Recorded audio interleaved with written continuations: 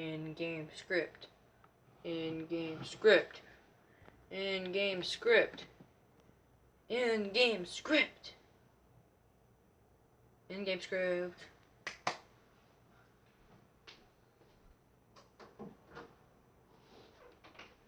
Reading the in-game script. Oh my god, you're crazy. I don't care, because I love Marvel, and so I will read the in-game script to raise awareness. The screen first panels up to an arrow being knocked into a bow. The archer behind firmly grips it tight as if it was aiming towards the target. The camera reveals Clint Barton holding up a few arrows while mentoring his daughter, Lila Barton, on shooting one. Clint Barton. Okay, hold on. Don't shoot. You see where you're going? Lila Barton. Clint Barton. Okay, now let's not worry about how you get there. Clint corrects the daughter's foot position to the proper position and adjusts your shooting stance. Clint Barton. Here, can you see? Lila Barton. Yeah. Clint Barton. You sure? Lila Barton. Clint pushes Lila's hair in front of her face while covering her left eye. Clint Barton. How about now? Both Lila and Clint giggle as the camera panels into a long shot showing a target nailed on a tree. The rest of the Barton family is having a picnic in the yard. Clint Barton. Alright, ready your fingers. Cooper Barton. Nice. Laura Barton. Nice throwing, kiddo. Cooper Barton. You go. Laura Barton. Hey, you guys want mayo or mustard? Or both? The camera switches to Lila, who then proceeds to look at Clint. Lila Barton. Who wants mayo on a hot dog? Clint Barton. Probably your brothers. Clint looks at his wife, Laura. Clint Barton. 2 mustard, please. Thanks, Mama. Camera switches to Laura facing Nathaniel. Laura Barton. Mayo or mustard? Nathaniel Barton. How about ketchup? Laura Barton. Ketchup. Camera switches back to Clint and his daughter. Mind your elbow. Clint Barton. Mind your elbow. Lila releases the arrow and it hits the target directly in the bullseye. Haha, good job, Hawkeye. Go get your arrow. Laura Barton. Hey guys, enough practice. Soup's on. Clint Barton. Alright, we're coming. We're hungry. Clint looks behind him, but there's no one there. But dust being blown away by the wind. Lila, let's go. Clint looks around. Lila? Clint starts to move and look around and pick up the bow she had. Honey? Hey, babe, boys, Laura? Lightning crackles. Title card. Somewhere in space. Opening sequence begins with Dear Mr. Fantasy playing. Scene switches to Nebula and Tony on the ship playing paper football. What? Says Nebula, frustrated, and she puts her hand in a fighting stance while looking at Tony. Tony Stark. You don't need to do that because you're just holding position. Nebula flicks a paper football towards Tony. Oh yeah, that was close. Nebula once again flicks a paper football towards Tony. That's a goal. We're now one apiece. Nebula. I would like to try again. Nebula flicks a paper football towards Tony. Tony Stark. We tied up. You feel the tension? It's fun. Tony poorly flicks a paper football towards Nebula. Tony Stark. That was terrible. Now you have a chance to win. Nebula flicks the paper football towards Tony. Tony Stark. And you won. Congratulations. Tony reached his hand up to shake Nebula's hand. Tony Stark. Fair game. Good sport.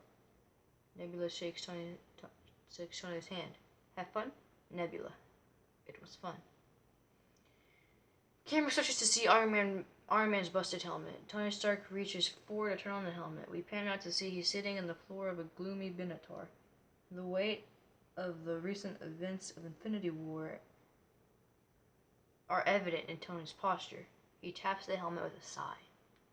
Tony Stark. This thing on? The helmet scans Tony. Tony leans against the wall while taking deep breaths. He looks weak and malnutrition. Hey, Miss Potts. Pep. Find this recording. Don't post it on social media. It's going to be a real tearjerker.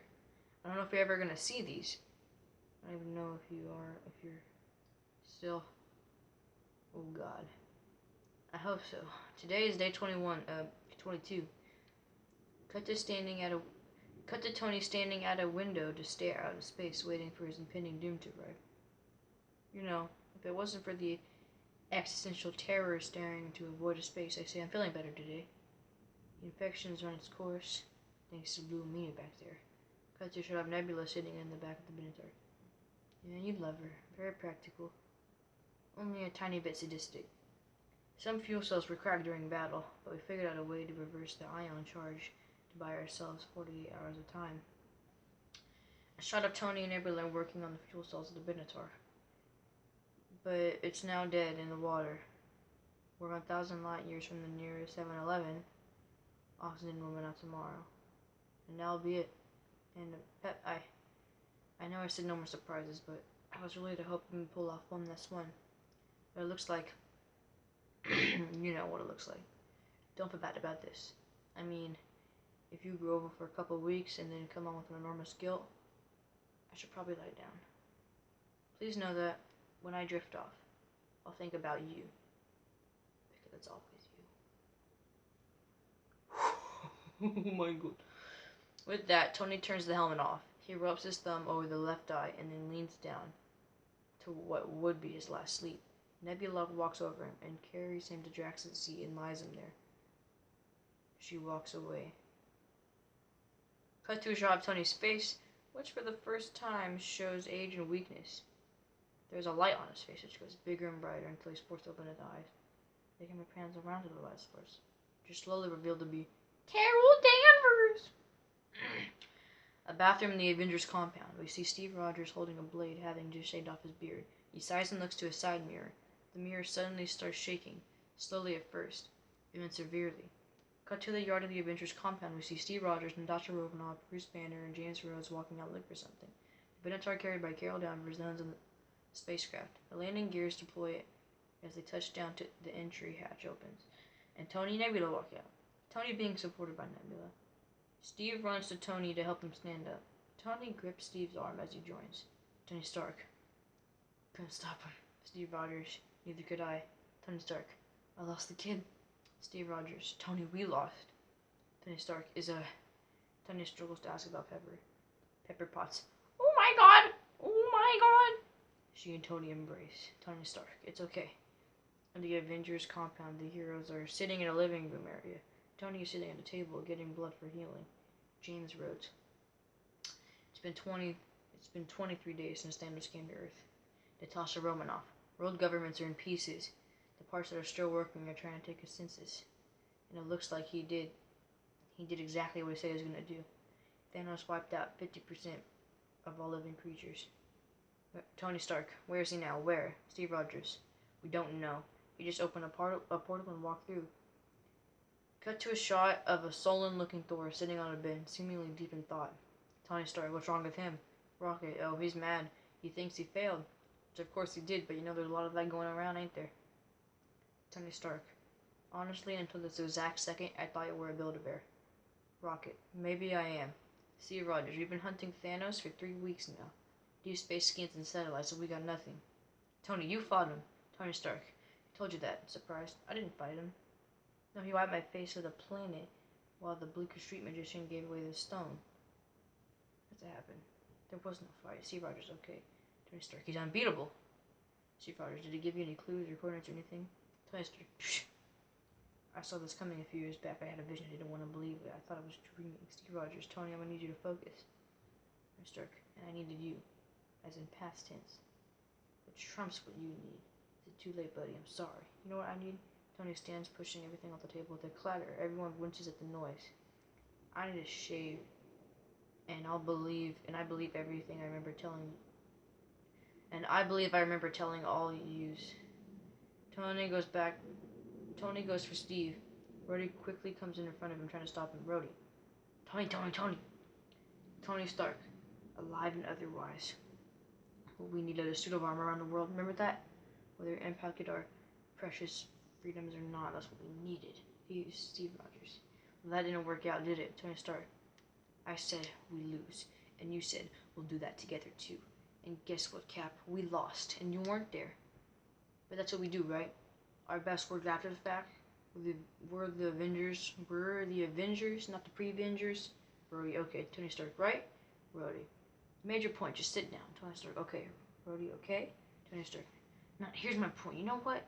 Rhodey, Tony, you're sick. Tony Stark referring to Carol. She's great, by the way. Rhodey, sit down, sit. Tony Stark, we need you. You're new blood. A bunch of tired little meals. I got nothing for you, Cap. You got no coordinates, no clues, no strategies, no options, zero, zip, nada, no trust. Liar. Steve looks affected by Tony's words. The old friends just gaze at each other. After a moment, Tony rips his arc reactor from his chest and shoves it in Steve's hands. Here, take this. You find them and you put that on. You hide. Tony falls to the ground. Steve is by his side and everyone is starting to gather. Steve Rogers, Tony Stark, I'm fine. Tony Stark falls into a heap unconsciousness. Cut to a shot of Tony on a bed of pepper at his side. Rhodey. Bruce gave him a sedative. He's gonna be probably out for the rest of the day. Carol Danvers. You guys take care of him, and I'll bring him Exoria Elixir when I come back.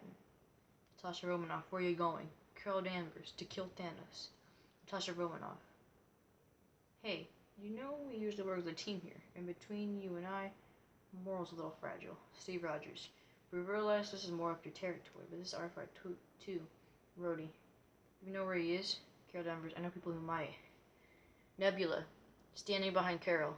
Don't bother. I can tell you where Thanos is. Thanos spent a long time trying to perfect me. And when he worked, he talked about his great plan. Even disassembled, I wanted to please him, I asked. Where would we go once your plan was complete? He would always answer the same thing. To the garden. Rhodey. That's cute. Thanos has a retirement plan? Steve Rogers. So where is he? Rocket. When Thanos snapped his fingers, Earth became ground zero for a power surge of ridiculously cosmic proportions. No one's ever seen anything like it until 2 days ago. A hologram of a planet pops up with a shockwave visibility transferring the surface. On this planet, Nebula. Thanos is there. Natasha Romanoff. He used the stones again. Bruce Banner. Hey, we've been going in short-handed, you know. Rhodey. Look, he's got the stones, so Carol Danvers, so let's go get him. We use it there to bring him back. Rhodey, just like that? Steve Rogers. Yeah, just like that. Steve and Carol share a knowing look. Natasha Romanoff. Even there's a small chance we can undo this. I mean, we owe this to everyone who's not in this room to try. Bruce Banner. If we do this, how do we know it's going to end any differently than it did before? Carol Danvers. Because before you didn't have me. Rhodey. Hey, new girl. Everyone hears about the superhero life, so I don't know if you mind me asking, where the heck have you been all this time? Carol Danvers. There's a lot of other planets in the universe, and unfortunately they didn't have you guys. Thor, who has been eating a snack behind all this time, stands up to walk over to Carol. He holds his hand and catches Stormbreaker as it flies over to him, missing Carol by inches. Carol doesn't even flinch, instead smiling at the God of Thunder. Thor, I like this one. Smiles. Steve Rogers, let's go get this son of a... Title screen, Avengers ENDGAME. Cut to a shot of everyone except Tony aboard the Benatar. Rocket. Okay, who here hasn't been to space? Nat, Cap, Tony raise their hands. Rhodey, why? Rocket, you better not dope on my ship. Nebula. Approaching jump in 3, 2, 1. The ship jumps forward into a wormhole, and we see Steve holding onto his seat for dear life. The ship slows down, and the ship hovers in orbit of the planet seen in the hologram previously. Carol Danvers hovers in front of the Benatar. Carol Danvers. I'll head down for recon. A shot of the passengers inside the Benatar preparing for the impending confrontation. Natasha Romanoff, this is gonna work, Steve. Steve Rogers, I know it will. We see Steve holding a compass with the image of Peggy Carter. Steve Rogers, I don't know what I'm gonna do if it doesn't. Carol Danvers approaches the Benatar. Carol Danvers. No satellites, no ships, no armies, no ground defenses of any kind. It's just him. Nebula. And that's enough. Cut to a shot of a burnt infinity gauntlet at Thanos' arm. He's walking among his crops, harvesting fruit and putting them in a bucket. He walks over to a shed, presumably his living quarters, and tries to sit down. And we see his full face. The whole left side is burnt black with blisters. He looks ridiculously pathetic compared to when we saw him last. Suddenly, Carol Danvers flies through the roof, knocking Thanos down and grabbing his neck. Bruce in the Hulkbuster armor bursts from the ground and grabs Thanos' Infinity Gauntlet arm. Thor flies in and slices off the Infinity Gauntlet. Rhodey flies down with Rocket and aims guns at Thanos' head. Captain America walks in his Winter Soldier outfit with Natasha right behind him, staring murderously at Thanos. Rocket goes over to the slice off Infinity Gauntlet and kicks it over as everyone realizes there are no stones in it. Rocket, oh no. Steve Rogers, where are they? Carol Danvers, answer the question. Thanos, the universe required correction. After that, the stones serve no purpose beyond temptation. Bruce Banner, you murdered trillions! Bruce pushes him into the ground wearing Hulkbuster armor. Thanos, you should be grateful. Punched by Hulkbuster. Tasha Romanoff, where are the stones? Thanos, gone. Reduced to atoms. Bruce Banner, you just used them 2 days ago. I used the stone to destroy the stones. It nearly killed me, but the work is done. It always will be. I am inevitable. Rhodey, we have to tear this place apart. He has to be lying. Nebula, my father is many things. A liar is not one of them. Thanos, oh, thank you, daughter. Perhaps I treated you too harshly. We see Thor's face filled with rage as he raises to summon Stormbreaker before anyone can stop him. Slices Thanos' head off. Thanos' limp body falls into the floor. Rocket, what did you do? Thor looks broken, realizing when he is done. Thor, I went for the head. Thor slowly walks out of the shed, no real purpose in his steps, as the screen blurs to nothingness. 5. A pause. Years. A pause. Later. We see shots of New York City seemingly abandoned. There are lots of boats gathered around a dock, all abandoned. A baseball stadium comes with a view with no life present at all. The aftermath of decimation is evident. The Earth has not coped well. Cut to an abandoned cafe with a poster on the wall being labeled, "Where do we go now that they're gone?" A therapy session is taking place with Steve Rogers and other people. Jill Russo. Went on a date with the other day. It's the first time in 5 years. I'm sitting there at dinner. Didn't even know what to talk about. Steve Rogers. What did you talk about?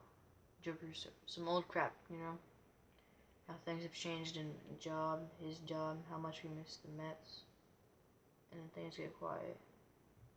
He cried as they were serving the salads. Jim Starlin, what about you? Joe Russo. I cried just before dessert. But I'm seeing him again tomorrow, so Steve Rogers, that's great. You did the hardest part. You took the jump. You didn't know. You didn't know where you were going to come. And that's it. Those brave baby steps we got to take. To try to become whole again. Try and find purpose. I went in the Action 45 reactor met the love of my life. Woke up 17 years later. Gotta move on. Gotta move on. The world's in our hands. It's left to us, guys. We gotta do something with it. Otherwise, Thanos should have killed all of us. Big break. Hold on one sec.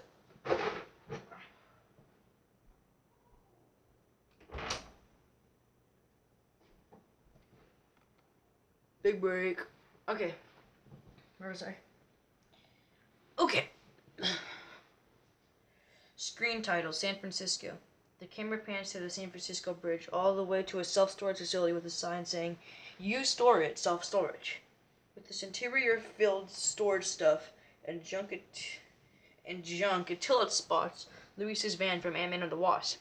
Behind a metallic fence with a label named Lang, a rat crawls over the van's rear windshield and accidentally activates the controls for opening the quantum realm, haphazardly activating the quantum realm.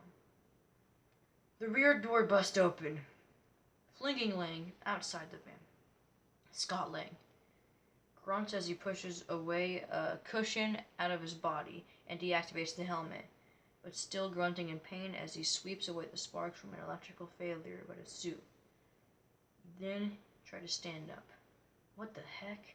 He manages to stand up as another electrical failure sparks out of his suit, and now looks around in a confused look. Scott Lang? Hope? Inside a security office, a security guard, named Ken, reading a book as he looks up at the security screen, seeing something going on in one of the storage facilities. In the cameras, it shows Lang in his casual clothing, shouting, waving a sign with the word "help" written on it. Outside the facility, he pulls out a pushcart and then looks back, seeing the guard, giving him a stern look from afar.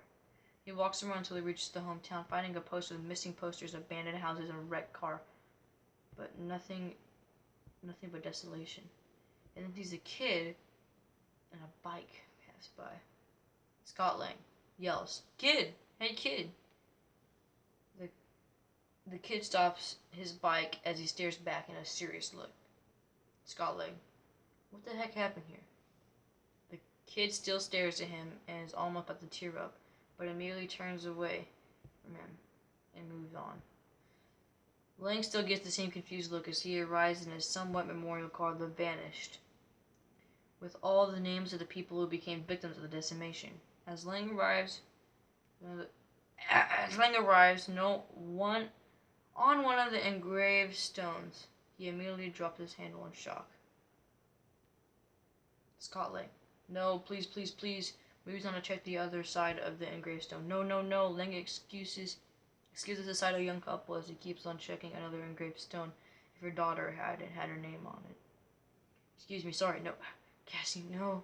The camera keeps panning and switching as Lang checks the rest of the engraved stones if his daughter's name. Yeah, okay.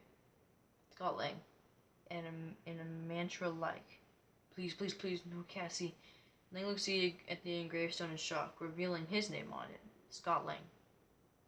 What? Scott is now seen running across the memorial, then to his hometown, only to ring a doorbell at his house. Bang on the door, trying to open the door, but it's found locked. He sees a feminine figure appear out of the hallway. The figure gets closer, revealing a woman in a purple sweater, with her hands pushing toward the glass door window, and her face filled with amazement. As she unlocked the door, it was Lang's daughter, Cassie, now a grown-up teen since the last 5 years. Cassie, who hasn't seen him for 5 years, holds up a face in emotional sight and starts to smile tearfully. Lang does the same. Scott Lang. Cassie? Cassie Lang. Dad? Both of them emotionally hug each other as both dad and daughter had reunited. Then Lang shoves her back, realizing that the daughter is now a full-grown teenager. Scott Lang. You're so big! Both dad and daughter share a hug once more. The camera cuts to a sunset in San Francisco, showing a metal face of the sign saying in the headings, "Restricted area, do not enter." With the subtext, "Authorized personnel, only beyond this point. Security ID or escort required." It cuts to a screen inside a new Avengers facility. Someone cutting the tube bread with peanut butter, filling it into a couple of triangles, filing it. As someone else was peeking, the camera pans to Romanoff, now having red long hair, overcoloring her blonde streaks, hearing Rocket Raccoon about his status so far. Rocket. And we boarded that highly suspect warship Danvers pinged. The camera cuts to a few of the Avengers in holograph calls from the left to the right, respectively Nebula, Rocket Raccoon, Okoye, and Danvers with a tomboyish haircut, and then Rhodes. Nebula. It was an infectious garbage scowl. Rocket. So thanks for the hot tip. Turns to Danvers and replies back with a smirk. Carol Danvers. Well, you were closer. Rocket. Yeah, now we smell like garbage. Natasha Romanoff turns to Okoye. You get a reading from those trimmers? Okoye. It was a mild subduction under the African plate. Natasha Romanoff, do we have a visual? How are we handling it? Okoye. Nah, it's an earthquake under the ocean. We handle it by not handling it. Natasha Romanoff turns to Danvers. Carol, are we seeing you next month? Carol Danvers, not likely. Rocket, what are you gonna do, get another haircut? Carol Danvers, irritated. Listen, Fairface, I'm covering a lot of territory. The things that happen on Earth are happening on Earth are happening everywhere. On thousands of planets. Rocket murmurs to himself. Alright, that's a good point. Carol Danvers, you might not see me for a long time. Alright, well, this channel is always active, so if anything goes sideways, anyone's making trouble or they shouldn't, come through me. Okoye agrees in her language. Rocket, okay. Touch Romanoff, alright. The Avengers cut off their calls one by one. Carol Danvers to Rhodey. Good luck. Cuts off call. Except for Rhodes. Nat sighs exhausted and sits down, and she notices Rhodes is still on the call. Touch Romanoff. Where are you? Rhodey. Mexico. The Federals found a room full of bodies. It's like a bunch of cartel guys. Never looks like they have a chance to get their guns off. Touch Romanoff. Probably a rival gang. Rhodey. Except it isn't. Nat realizes something. It's definitely Barton. What he's done here, what he's been doing for the last few years, the scene that he left. Nat starts to show signs of sadness as she gradually tears up. I gotta tell you, there's a part of me that doesn't even want to find him. In an abrupt moment of silence, she tries to chew her tears and emotional feelings she gets damaged. What? Okay, guys, I'm back. Okay, how long have we been going for? 25 minutes. Alright. No, I don't want to look at Cyberpunk. Oh, God. One sec. Gotta get to my spot. Excuse me. Excuse me. Just excuse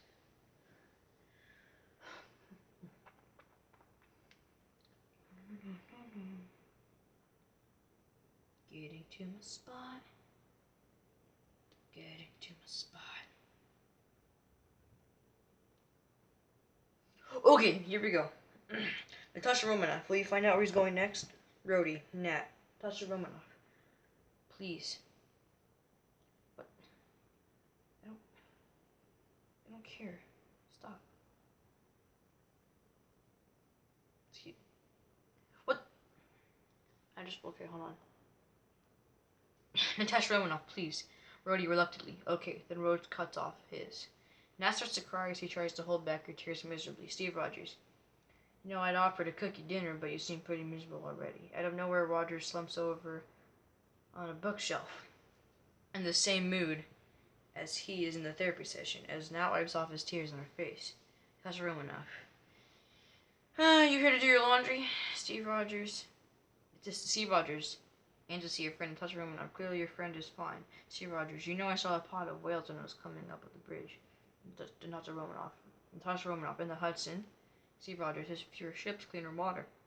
Natasha Romanoff. You know, if you're about to tell me to look on the bright side, I'm about to hit you in the head with the peanut butter and jelly sandwich. Jokingly smiles as Roger does the same. Steve Rogers. Sorry, force of habit. Throws his jacket and sits down on another chair. Steve Rogers. You know I keep telling everybody they should move on and grow. Some do. Not us. Steve Rogers, maybe it doesn't need to be done. Oh, Natasha Romanoff, if I move on, who does this? Steve Rogers, maybe it doesn't need to be done. Natasha Romanoff, deep in her thoughts.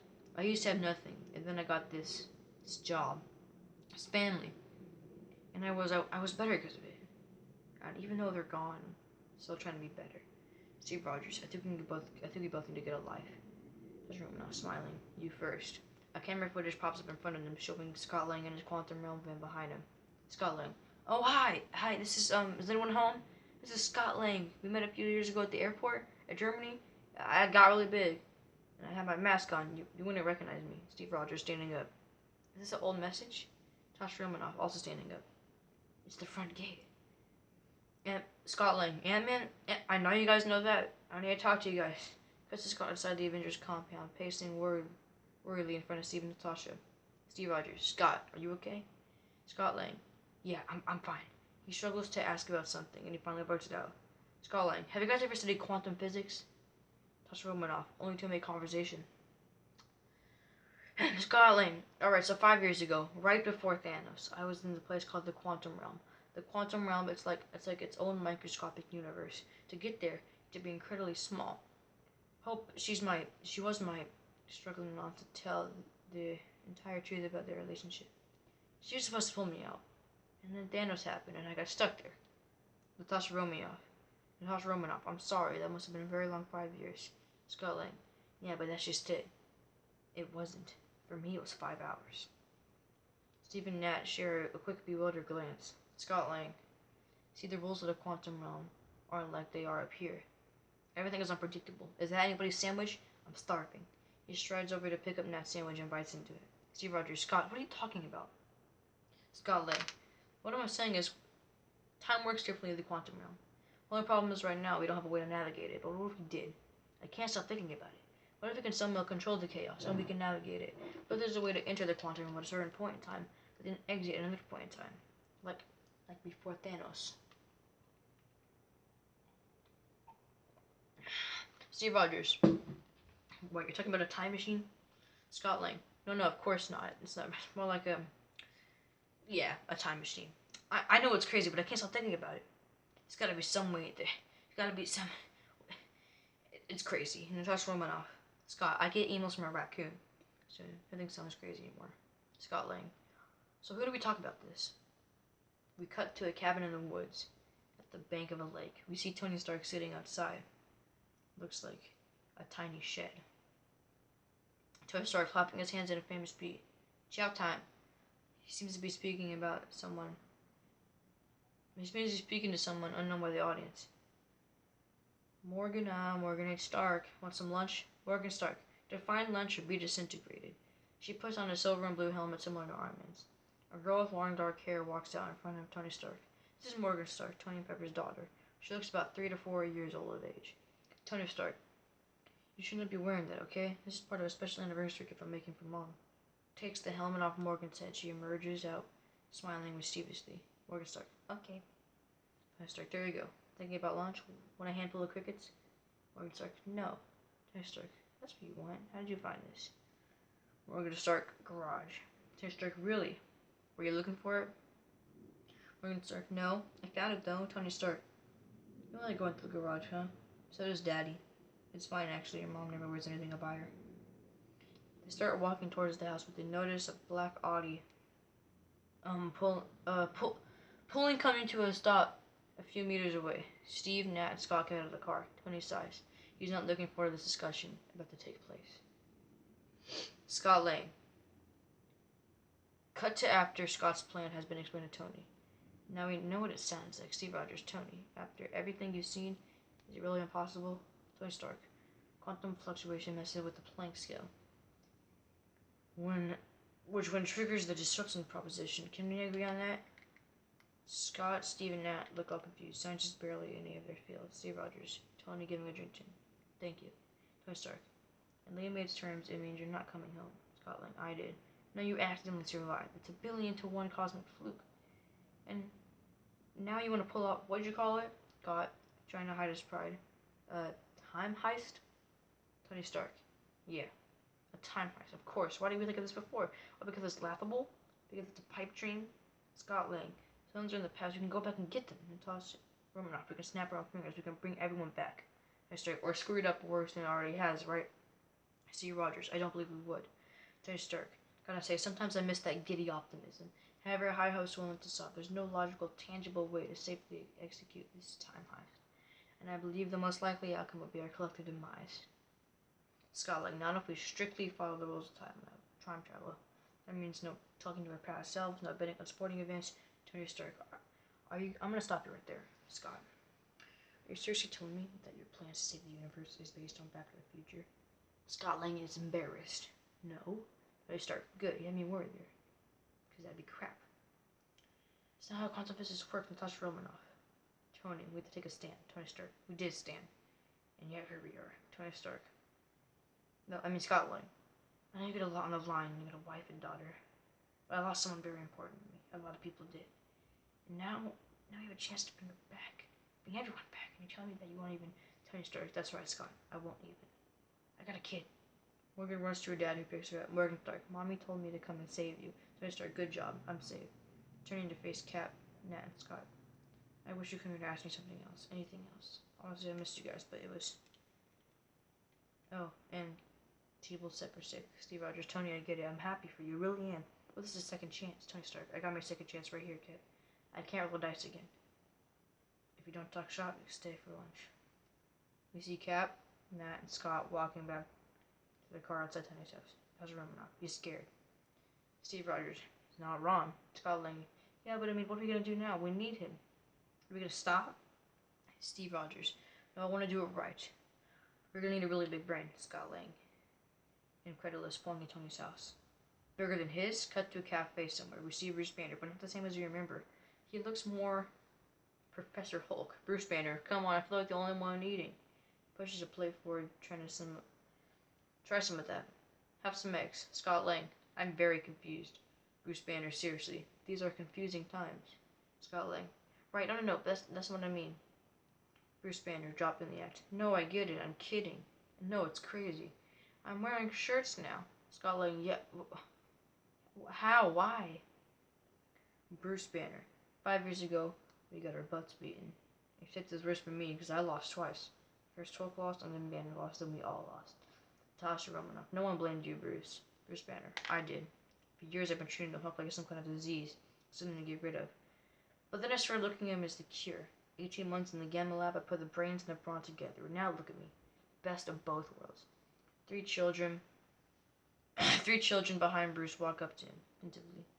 Girl, excuse me, Mr. Hulk? Bruce Banner, yes. Can we get a photo? Girl says. Bruce Banner, 100% little person. Come on, step up. Holding out the phone to Scott. Do you mind? Scott Lang. Oh, yeah. Bruce Banner, thanks. To the children. Say green. The children and Bruce say green. And Scott snaps the photo. Bruce Banner, did you get that? Scott Lang leaning forward to hand back the phone. Do you want to grab him with me? I'm Ant-Man. Scott Lang. They're Hulk fans. They don't know Ant-Man. Nobody does. Bruce Banner. Wait, no. He feels bad. No, he wants you to. To one of the boys. You want to take a picture with him, right? The boy shakes his head vigorously. Scott Lang. He's even saying no. He doesn't. I get it. I don't want to either. Bruce Banner, but come on, the kid. But you, Scott Lang. I don't want a picture with them. Bruce Banner, the children. He's gonna feel bad to Scott. Sorry, they said they do it, Scott Lang. I don't want it anymore. Bruce Banner, no, you feel bad, Scott Lang. Just take the goddamn phone. Girl, thank you, Mr. Hulk. Bruce Banner. No, it's great, kids. Thank you very much. Hulk out. Steve Rogers. Bruce. Bruce Banner. Awkwardly. Dad. Steve Rogers. Bruce. Bruce Banner. Listen to your mom. She knows better. Steve Rogers. About what we're saying. Bruce Banner. Right. The Hulk time travel do-over. It's out of my area of expertise. Sasha Romanoff. Well, you pulled this off. I remember a time where that seemed pretty impossible, too.